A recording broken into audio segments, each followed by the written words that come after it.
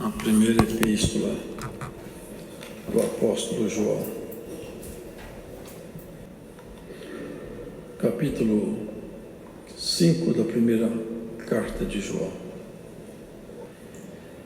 Todo aquele que crê que Jesus é o Cristo é nascido de Deus, e todo aquele que ama ao que o gerou também ama ao que dele é nascido. Nisso conhecemos que amamos os filhos de Deus, quando amamos a Deus e guardamos os seus mandamentos. Porque esta é a caridade de Deus, que guardemos os seus mandamentos. E os seus mandamentos não são pesados, porque todo aquele que é nascido de Deus vence o mundo. E esta é a vitória que vence o mundo, a nossa fé. Quem é que vence o mundo, senão aquele que crê que Jesus é o Filho de Deus? Esse é aquele que veio por água e sangue, isto é, Jesus Cristo, não só por água, mas por água e por sangue. E o Espírito é o que testifica, porque o Espírito é a verdade. Porque três são os que testificam no céu: o Pai, a Palavra e o Espírito Santo. E estes três são um. E três são os que testificam na terra: o Espírito, e a água e o sangue. E estes três concordam num. Se recebemos o testemunho dos homens, o testemunho de Deus é maior, porque o testemunho de Deus é este, que de seu Filho testificou. Quem crê no Filho de Deus, em si mesmo tem o testemunho. Quem a Deus não crê, mentiroso fez, porquanto não creu no testemunho que Deus de seu Filho deu. E o testemunho é este, que Deus nos deu a vida eterna, e esta vida está em seu Filho. Quem tem o Filho, tem a vida. Quem não tem o Filho de Deus, não tem a vida. Essas coisas vos escrevi, para que saibais que tendes a vida eterna, e para que creais no nome do Filho de Deus. E esta é a confiança que temos nele, que, se pedirmos alguma coisa segundo a sua vontade, ele nos ouve. E se sabemos que nos ouve em tudo o que pedimos, sabemos que alcançamos as petições que lhe fizemos. Se alguém vir pecar seu irmão, pecado que não é para a morte, orará, e Deus dará vida para aqueles que não pecarem para a morte. Há pecado para a morte, e por esse não digo que ore. Toda iniquidade é pecado, e há pecado que não é para a morte. Sabemos que todo aquele que é nascido de Deus não peca, mas o que de Deus é gerado conserva-se a si mesmo, e o maligno não lhe toca. Sabemos que somos filhos de Deus, e que todo mundo está no maligno. E sabemos que já o Filho de Deus é vindo, e nos deu entendimento para conhecermos o que é verdadeiro. E no que é verdadeiro estamos, isto é, em seu Filho Jesus Cristo. Este é o verdadeiro Deus e a vida eterna. Filhinhos, guardai-vos dos ídolos. Amém.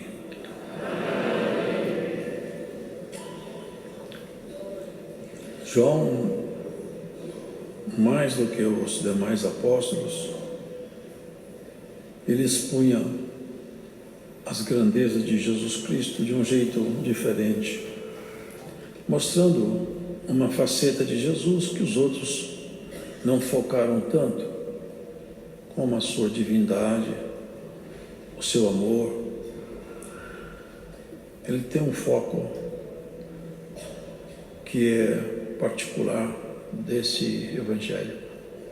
Ele relembra no início do Evangelho a natureza de Jesus. Lembrando aqui, é falado, né? São três que testificam no céu, são três. E esses três são três os que testificam no céu: o Pai, a Palavra e o Espírito Santo. E esses três são um. Por quê? você sabe que Deus é um só. Nisso aqui também há muitos debates inúteis de pessoas que criam polêmica desnecessárias. Eles falam o seguinte: vocês acreditam em mais de um Deus? Não, obviamente não. Deus é um, só existe um Deus. Contudo, esse Deus que existe, que é o Senhor de tudo, na sua essência, ele tem 3 naturezas. É um só. Ele tem 3 naturezas. É o Deus Pai, o Deus Filho e o Deus Espírito Santo. É um Deus só. Não são 3 deuses.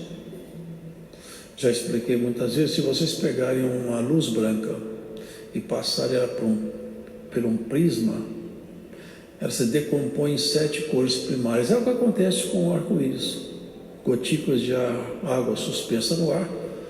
Quando o sol bate, há uma refração da luz, e essa refração decompõe o espectro solar e aparecem 7 cores, e se vê então o arco-íris, que é exatamente mostrando as cores escondidas na luz branca. Deus também ele tem 3 naturezas.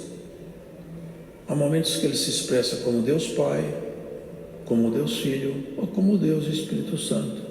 Nunca deixou de ser um único Deus por causa disso. Por isso que João fala assim: no princípio era o Verbo. Ele está se reportando ao Deus Filho, a palavra. Porque, leiam, olha aqui, 3 são os que testificam no seu Pai, a palavra e o Espírito. No princípio era o Verbo, no princípio era a palavra. Ele está recordando o que aconteceu. No princípio era a palavra, e a palavra era Deus. No princípio era o Verbo, e o Verbo era Deus, a palavra era Deus. E o Verbo se fez carne e habitou entre nós. João 1. O que ele estava dizendo?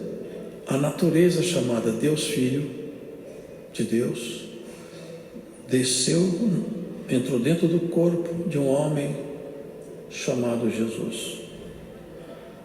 E esse homem não é como os outros. Não foi um profeta que Deus se usou dele, não é.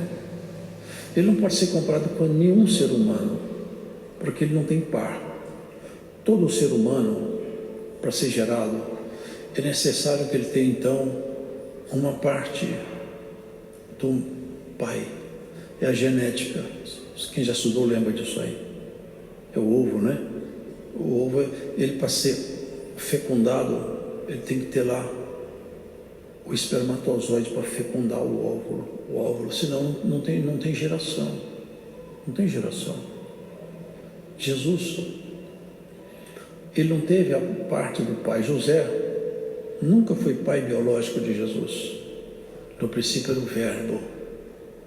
O Verbo se fez carne. Sabe o que está relatado de Jesus? Quando o Senhor mandou um anjo falar com Maria, ela estava no final de tarde na sua casa. Vocês lembram bem disso? Quando o anjo chegou na porta da casa dela: salve agraciada, o Senhor é contigo. E apresentou-se como se fosse um homem comum. Não estava vestido de luz, vestido, eu creio, como um ser humano comum. É tanto que ela não estranhou o homem, estranhou as palavras. Que saudação é essa? Em ti há de ser gerado um varão no teu ventre, que vai ser uma pedra de tropeço para muita gente, mas vai ser uma pedra de sustentação para muitos. Mas eu não conheço o varão, eu não convivo com meu marido, nós somos casados apenas de promessa, nós não moramos juntos. Como que eu posso ter um filho? O Espírito Santo vai cobrir seu ventre com sua sombra. Vocês lembram disso aí? Ali então ele falou: eu assisto diante da face de Deus. Quando ela ficou grávida, foi o Espírito de Deus no óvulo de Maria, fecundou o óvulo, com o poder que só ele tem, sem interferência do gameta masculino. Portanto, Jesus não é um profeta, como eles dizem por aí, não é um grande rabino. Jesus é Deus vestido de homem. É isso que ele é. Deus se vestiu de homem. Vocês leiam o que está aqui, ó. Essa doutrina, irmãos, não foi criada pela congregação, é a Bíblia, a palavra de Deus. Olha o que está escrito aqui, ó. Isto é, em seu Filho Jesus Cristo. Este é o verdadeiro Deus e a vida eterna. Vocês estão vendo isso aqui? Isso aqui é a palavra de Deus. Jesus é o verdadeiro Deus. Não tem jeito de nós procurar outro mestre. Não tem a mínima chance de ter outra alternativa para ir no céu. Não tem nenhuma chance de ter um mestre melhor do que Jesus, porque Jesus é Deus. Ninguém pode substituir Jesus no plano de salvação. Até o senhor me trouxe aqui outro dia, inclusive até todos quantos vieram antes dele. Quando Jesus foi à cruz e morreu, sabe o que ele fez? Ele justificou todos os homens, desde Abraão até ele. Abraão foi salvo em Jesus. Sem ele ninguém se salva, ninguém se salvou. Ele retroagiu, a obra dele retroage lá atrás, porque eles esperavam por fé. Está escrito, eles aguardavam e não viram o que nossos olhos viram. João reconhece essa grandeza de Jesus. Não podemos comparar Jesus com um grande profeta. Como eles querem pretender isso? Como alguns rabinos falam, nós temos ele como um grande rabino. Grande rabino nada. Grande rabino foram aqueles que instruíram Israel. Gamaliel foi um grande rabino. Jesus não. Jesus é Deus. É o único que nasceu de uma virgem. É o único que anunciou. Ele falou: ninguém toma a minha vida. Eu dou a minha vida e torno a tomá-la de volta. Esse poder eu tenho comigo. E aquele que crê em mim, eu faço a mesma coisa com ele. Ele tomba na sepultura e eu pego o espírito dele e levo para mim. Nunca mais vai ver a morte. Precisamente isso é a doutrina do Senhor Jesus. E João, preocupado que a igreja fosse santa e limpa e tivesse uma visão nítida de quem é Jesus e que é essa obra dele. Porque aqui fala em palavras aqui, irmão, que é bom a gente meditar nisso aqui. É importante, irmãos. Olha, todo aquele que crê que Jesus é o Cristo, ele está dizendo o seguinte: todo aquele que crê que Jesus é o Messias prometido. Que Messias é esse? É o Deus feito carne. Vocês querem ver o que está escrito? Eis que o seu nome será Emanuel, que quer dizer Deus conosco. Vocês entendem isso aqui? Todo aquele que crê que Deus se fez homem, abaixou-se até a nossa altura, para nos levantar até as alturas dele, esse aí é nascido de Deus. Mas crer não é eu ter ciência que alguém nasceu com o nome de Jesus. Não é esse crer que a Bíblia fala. Não é ser notificado historicamente do nascimento de alguém chamado Jesus. E isso a história notifica. Os historiadores notificam, nem por isso eles são cristãos. É mais do que isso. E vai adiante: todo aquele que ama ao que o gerou. Vocês percebem que agora ele começa a colocar o que nos conecta com Deus? Todo aquele que crê, a fé. Todo aquele que ama é o amor. Então ele vai conectando os valores que vão nos ligando a Deus. Todo aquele que ama o que o gerou, também ama ao que dele é nascido. Nisto conhecemos que amamos os filhos de Deus, quando amamos. Nisto conhecemos que amamos os filhos de Deus, quando amamos a Deus e guardamos os seus mandamentos. Então, irmãos, não é uma imposição religiosa, é um estabelecimento de Deus. Ninguém consegue falar que ama Deus se não guardar os seus mandamentos. E os mandamentos não são pesados, não são. O receituário hebreu, os irmãos sabem, os judeus ortodoxos guardam 613 mandamentos diários. Irmão, é insuportável isso aí. Mas o Senhor não, o Senhor resolveu tudo em amor. Tudo em amor. Porque aqui ele fala, porque esta é a caridade, ou seja, esse é o amor de Deus, que guardemos os seus mandamentos, e os seus mandamentos não são pesados. Guardar os mandamentos de Deus não é recitar os 10 mandamentos, não é isso. Porque Deus, Ele anunciou para os profetas, vai chegar dia que não vai um irmão falar para o outro irmão, você não pode fazer isso, hein? Não. Eu, dizia Deus, eu mesmo, eu vou escrever minha lei no coração deles. Eles vão saber exatamente o que eles não podem fazer. Aqui essa igreja aqui está cheia. Qualquer um de vocês aqui pode falar para mim, pode falar para quem quiser. Mas todas as vezes que vocês errarem, o Espírito de Deus dentro de você vai fazer saber que você errou. Essa segunda consciência, acima da sua consciência humana, você tem a consciência no Espírito Santo. Então você sabe o que você não pode fazer. Tudo que você fizer, que sua consciência der uma mordida, você tem que parar e recuar.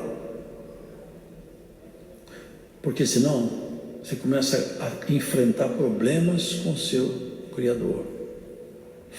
Bater de frente contra Deus é uma estupidez, é uma insanidade, não é? Então, eu sei meus limites pela minha consciência. Quando a minha consciência é minha, pode alguém falar, irmão, pode fazer tranquilo, Deus não vai te pedir conta. A consciência acusou? Não segue a opinião de ninguém, respeita a sua consciência. Mas aquele irmão muito mais santo do que eu, faz isso, faz aquilo. A consciência dele não acusou. E Deus não vai pedir conta para ele não. Mas a consciência só acusou, você vai prestar conta pelo Senhor. Nós somos guiados por Deus, não por regras. Isso que é o que é de mais maravilhoso. Deus não pede para nós uma medida igual, porque nós não somos iguais.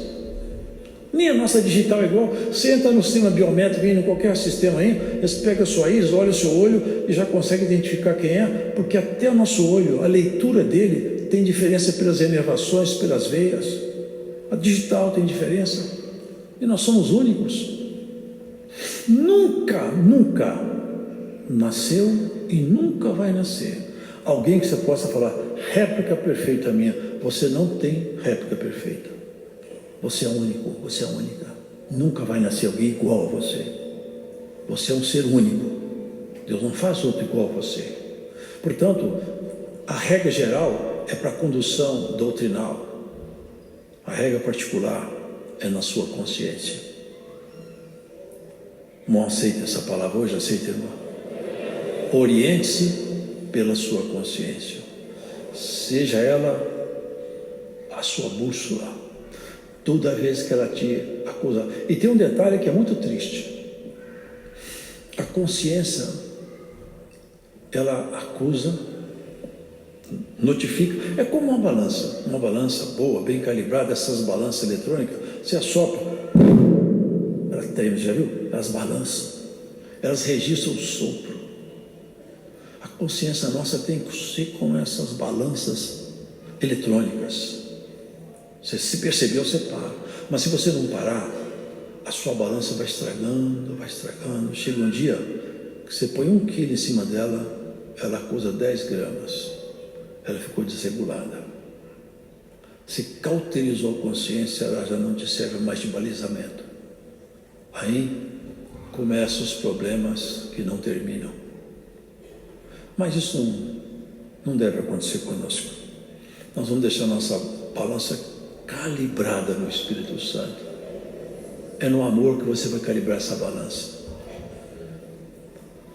Tudo que é nascido de Deus vence o mundo. O mundo é para ser vencido, não é para ser vivido. Aí fora o mundo é vivido.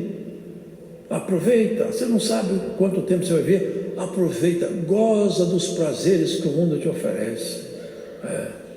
Aproveita o mundo, você não sabe quanto tempo te resta, aproveita o mundo. Bom, quem é do mundo deve aproveitar mesmo, porque depois não tem mais proveito, é só lamento.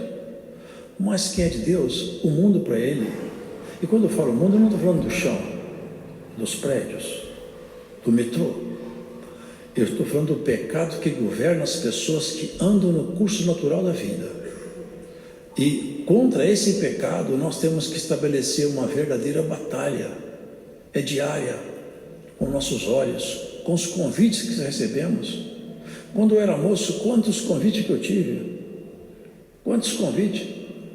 Quantas resistências que Deus me deu graça de fazer. Sabe por quê?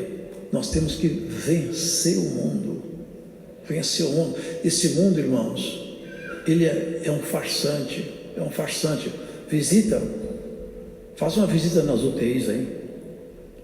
Você vai ver homens grandes e pequenos, nivelados no campo da dor.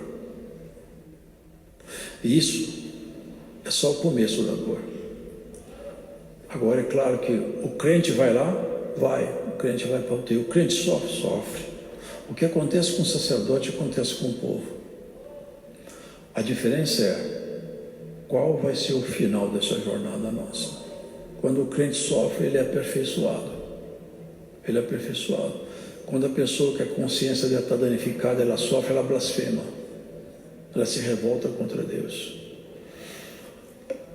Vencer o mundo é a proposta do Senhor Jesus. Se você tem que vencer o mundo. Vencer é lutar contra. Ninguém vence sentado. Vence em batalha. Hoje mesmo minha mãe mandou Abisai.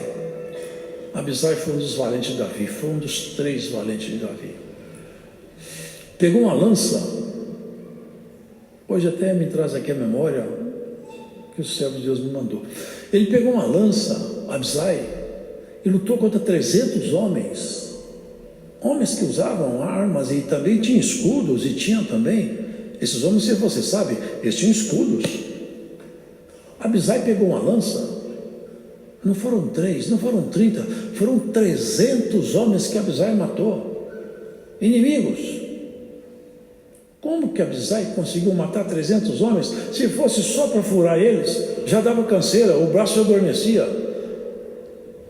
300 em batalha, em campo de guerra. Sabe por quê? Que no braço de Abisai estava também o braço de Jesus. E pode saber isso. Se você crê no Senhor, nos seus braços vem a força do Espírito de Deus. E todos cairão, à esquerda e à direita. E nós vencemos esse mundo é com oração, com jejum e com vigília. Orando você é capaz de conquistar, vencer e derrotar. Quando nós insistimos na oração, irmãos, é o poder de Deus manifesto no crente da melhor forma possível. Hoje não vamos pegar mais em lanças, não vamos pegar mais em espada, mas a espada que pegamos hoje é esse relacionamento com Deus, é a palavra dele, feita na nossa vida uma forma de lutar. Entramos em nossos combates, oramos e não ficamos reclamando. Devemos orar mais do que reclamar menos. Quanto mais você ora, mais a força de Deus se aproxima de você. Nós temos a tendência de jogar a toalha, deixar Deus fazer e para de orar porque estamos tristes, estamos desanimados. Quem fizer isso no campo de batalha vai morrer na espada do inimigo. Nós temos que fazer diferente, irmão. Orar mais, insistir mais. Tem pessoas que alcançam a criança, irmão. Essa semana eu recebi, está aqui comigo no celular. Estava o irmão dormindo, aparece para ele no sonho um menino. Irmão, vem na minha casa me socorrer. Essa semana, ele não foi lá ainda, vai lá essa semana. Vem cá me socorrer, por quê? Papai, ele está sofrendo muito, ele foi mandado embora do emprego porque ele está sofrendo ataque de epilepsia.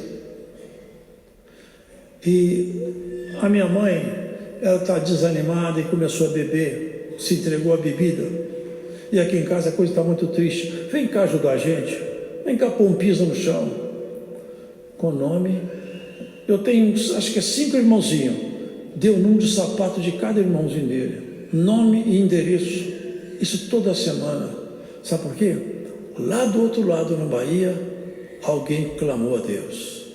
Aqui em São Paulo, Deus pegou alguém que estava preparado e disse assim, eu escutei o choro da criança e você vai cuidar da criança para mim.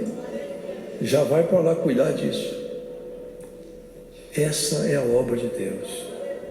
As conexões que Deus faz aqui conosco dependem só de nós.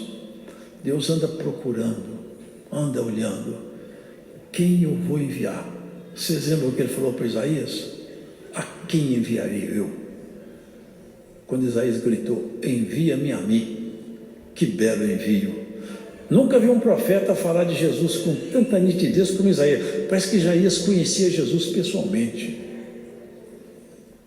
Assim, irmãos, este é aquele que veio por água e sangue. Aqui ele faz alusão ao batismo necessário de todo cristão. Quem crê em Jesus tem que batizar. Aquele que crê e for batizado será salvo. Veio por água. Ele não precisava se batizar. Ele é puro.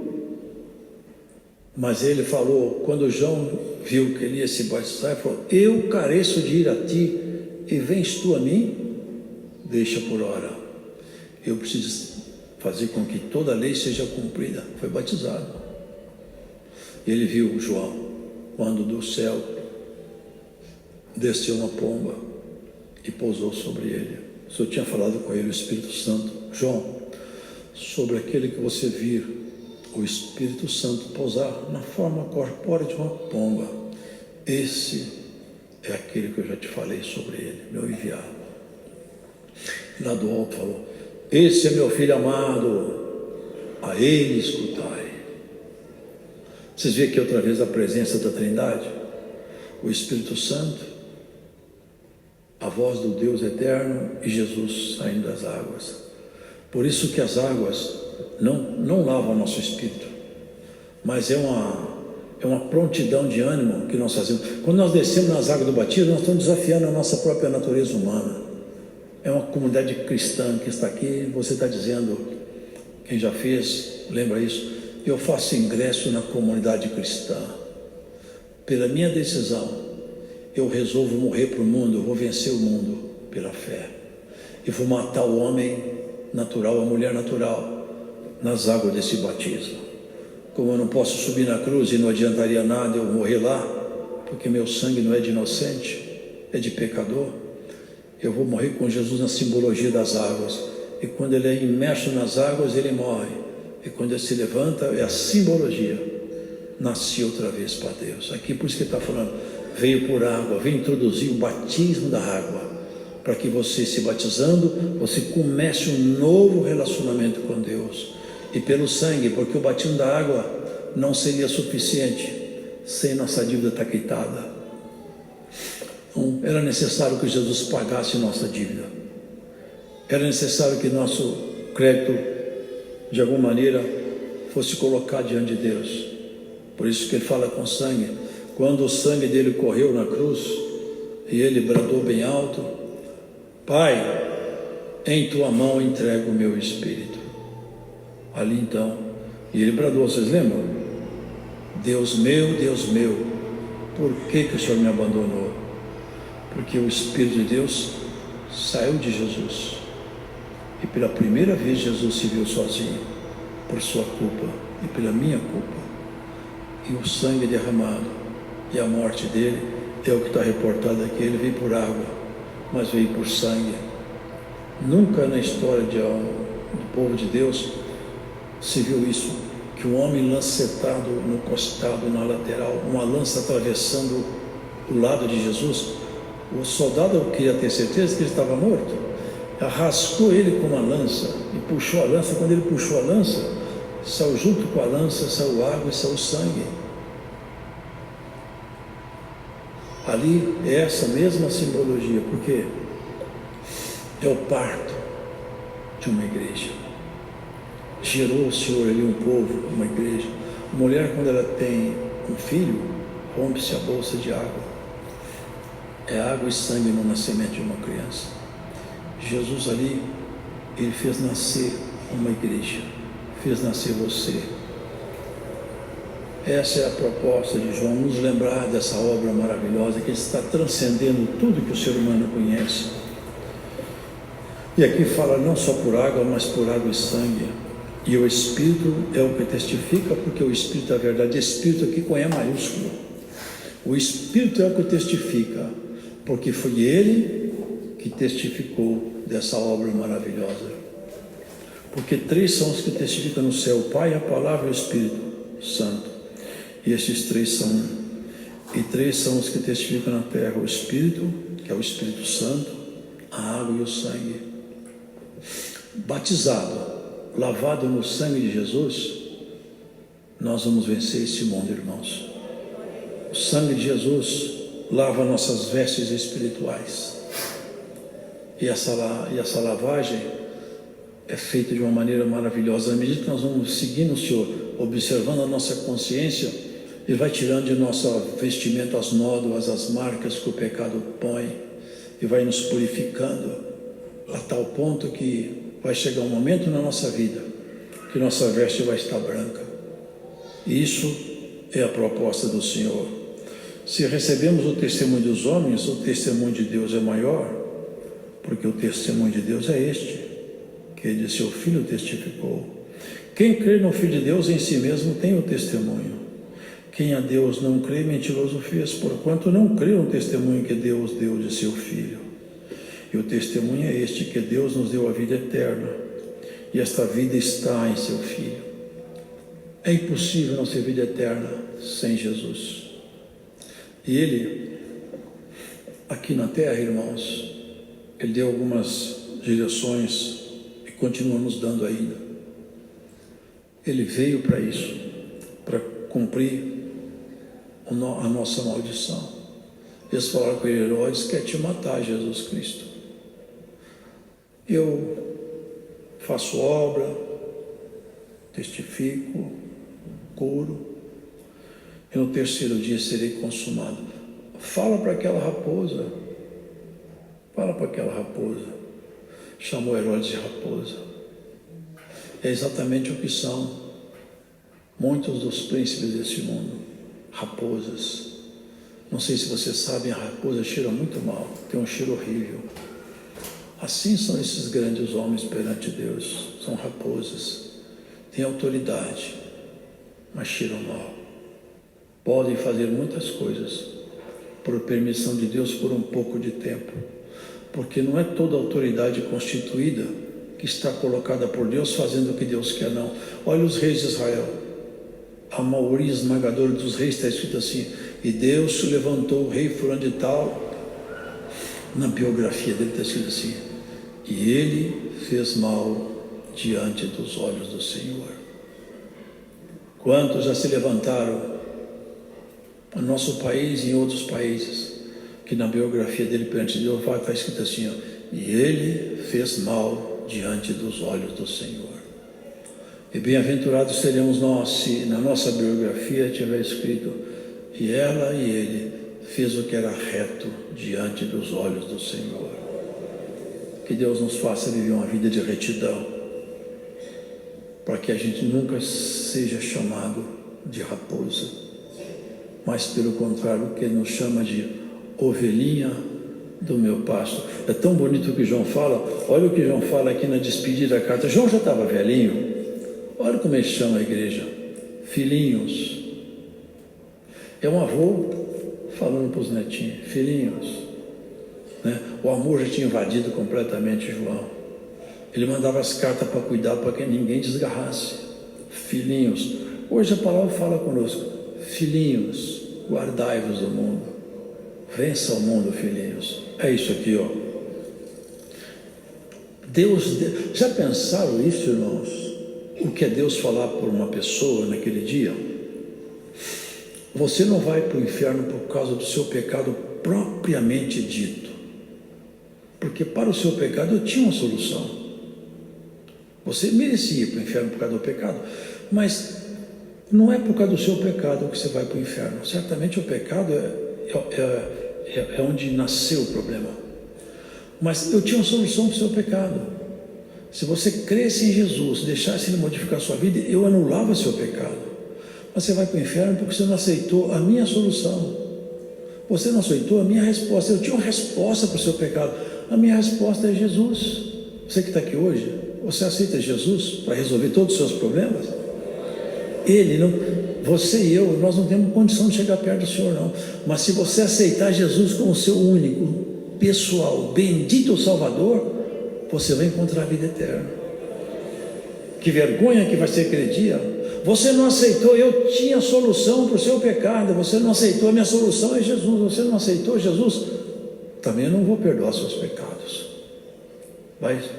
Aí sim, os seus pecados vão te pesar para baixo. Mas a obra de Jesus te eleva acima da sua natureza humana. Quem tem o Filho tem a vida. Quem não tem o Filho de Deus não tem a vida. Estas coisas eu vos escrevi para que saibais que tendes a vida eterna e para que creiais no nome do Filho de Deus.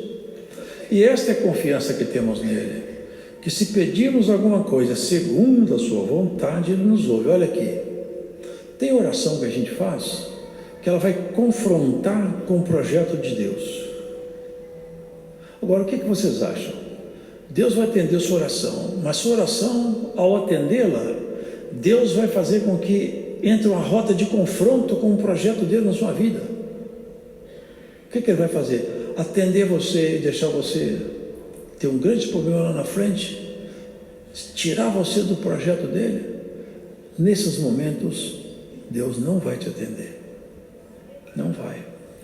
É como um menininho que sobe em cima de uma murada num prédio, lá no 16º andar, e quer ficar brincando lá em cima.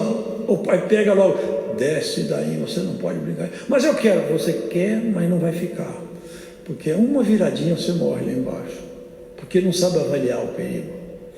O pai sabe, o menino não sabe. Deus sabe avaliar o futuro. Tem coisa que você pede e Deus não te atende. Agora, se você pedir alguma coisa que não esteja em conflito com o plano de Deus, continua pedindo. Ele vai te atender. Vai atender. Chega um momento que ele atende. É isso que ele está falando. E se sabemos que ele nos ouve em tudo que pedimos, sabemos que alcançamos as petições que lhe fizemos. Você tem pedido alguma coisa a Deus há muito tempo? Você está vivo ainda? Você está vivo ainda? Continua pedindo. E ele vai te atender. Ele vai te atender. Se alguém vir pecar seu irmão, pecado que não é para a morte, orará, e Deus dará vida àqueles que não pecaram para a morte. Há pecados para a morte, e por esse não digo que ore. Isso aqui não é lido, isso aqui não é ensinado nas igrejas aí por fora hoje não. Esse parágrafo que incomoda demais, isso aqui, ó. Isso aqui incomoda muito. Isso aqui não é ensinado nas igrejas mais. Ó, há pecado para a morte. Vocês entendem o que está escrito aqui? Não tem como criar aqui uma doutrina mais palatável, não é? Há pecados para a morte.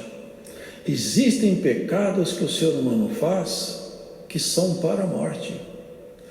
E ele fala, para esse tipo de pecado aí, ó, eu não mando vocês orarem não. Mas se você viu o seu irmão pecar, ora, pede a Deus por ele, clama a Deus, intercede junto, faz um trabalho bonito, entra no campo de batalha com ele em oração. Mas se o pecado for para a morte, eu não mando você orar. Tem pessoas, irmãos, que afrontam o Espírito Santo. Eu não vou ficar entrando em detalhe, mas eu posso falar em linhas gerais. Uma pessoa que fala que Jesus Cristo não é o único caminho, ou larga o caminho do cristianismo, e vai pegar uma doutrina como o islamismo, ou qualquer coisa disso aí, ele cumpriu essa palavra aqui, ó. Ele está praticando um pecado que é para a morte. Saiu do Filho de Deus para buscar um outro remidor. Toda iniquidade é pecado. E há pecado que não é para a morte. Não quer dizer que nunca vai promover dano, hein? Promove dano. Mas não é para a morte porque a pessoa tem como recuar, consertar. A consciência gritou, ela volta atrás. E olha o que ele fala. Aquele que é gerado por Deus conserva-se a si mesmo e o maligno não lhe toca. O pecado é o toque de Satanás em você. Sabia isso? Quando alguém peca, ele está sendo tocado por Satanás. É forte, mas é a palavra de Deus. Quando alguém se dá a prática do pecado, ele está sendo tocado pelo inimigo. E esse toque não é bom. Toque bom é o toque de Jesus, que curou aquela mulher com fluxo de sangue. Toque do inimigo não é bom. Sabemos que somos de Deus e que todo mundo está no maligno. Por isso que nós temos que vencer o mundo. O mundo inteiro está no maligno. O mundo inteiro. Todas as nações, todas as culturas, todas as religiões que não são dedicadas exclusivamente à vida espiritual em Cristo estão no maligno. E sabemos que já o Filho de Deus é vindo e nos deu entendimento para conhecermos o que é verdadeiro e no que é verdadeiro estamos, isso é, em seu Filho. Este é o verdadeiro Deus e a vida eterna. Estando em Cristo, você não tem como perder essa batalha. E Deus vai te abençoar, vai te ajudar. E se você prestou atenção nessa palavra, Deus vai fazer um ajustezinho, calibramento aí na sua consciência. Dá uma ajustada nela. Calibra a sua consciência. Ela fica cada vez mais refinada. Em detalhes pequenos, a sua consciência já acusa. Você fala, opa, eu vou voltar atrás. Eu vou pedir perdão. Eu vou entrar em oração. Que Deus, irmãos, Ele olha isso. Eu estava ali no banco e por acaso eu abri a Bíblia em cima do livro de Jonas. Vocês viram o que é consciência, hein? Jonas, o Senhor falou com ele, Jonas, você vai pregar para o povo de Nínive que eu vou destruir todo mundo. Acho que era 120 mil almas.